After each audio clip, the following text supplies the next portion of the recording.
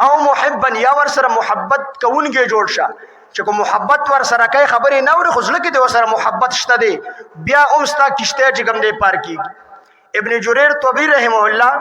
هغه فرمایي مونږ یو ځای کې سبق وی مونږ سره پیسې ختم شولې خرچه را سره ختم شوله نو چې کله را سره خرچه ختم شوله نو مونږ ټول ملګرو صلاح وکړه چې زو کور ته د کور نو پیسې را واخلو بیا د نیمګړي سبق په خپل پوره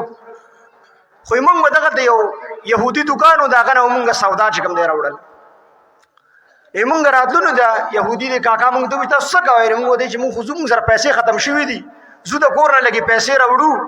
دا نیمګړي سبق به پوره کو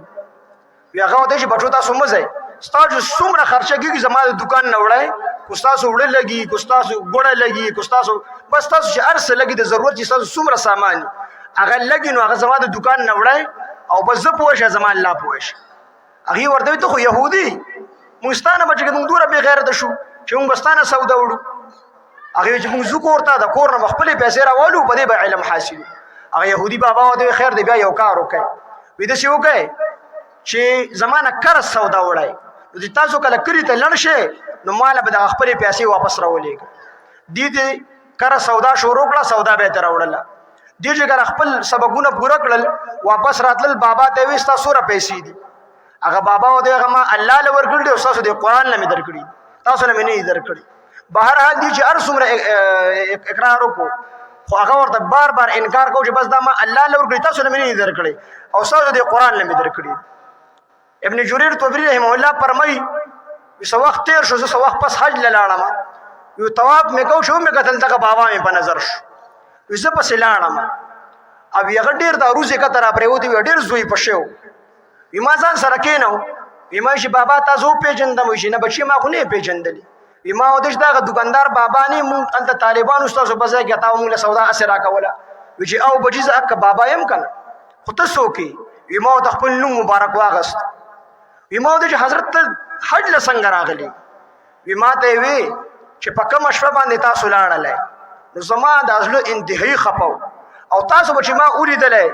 نو تاسو د پټکو ته او تاسو د سنت جامو ته د دې د وجه نه په ما باندې به ډیر زیات اثر کېدو زما د ژوند په سکون محسوسه نو تاسو چې لاړل ډیر زیات خپاو په دغه شپه باندې چې کوم دی ملاسما او د شوما او په خوب کې را محمد رسول الله صلی الله علیه وسلم را ایمان پیژندو خو ډیر بهترین خسته شکل والا دومره خسته شکل والا زمانه زړه په یکدم ورغی ایما لیدل نو خو ما په زړه کې محسوسه کړ چې دا د مسلمانانو هغه پیغمبر دی ایما دوی چې ای پلان کیا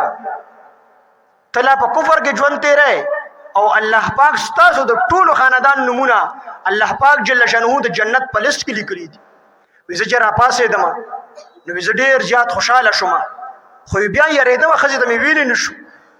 وی خزه نه خزه مې ودو هغه مې را پاسوله چې هغه مې را پاسوله نو هغه را پاسې دی ماته غوسه شو چې دوره خپل خوب مې لیدو خوب درنه خراب یمه چې څه خوب دی لیدو کوم خوب چې مالی دی هغه دی لیدل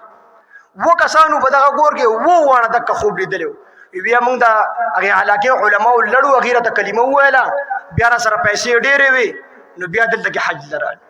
نو دا محبت دغه طلبه سره الله رب العزت ورته ایمان نصیب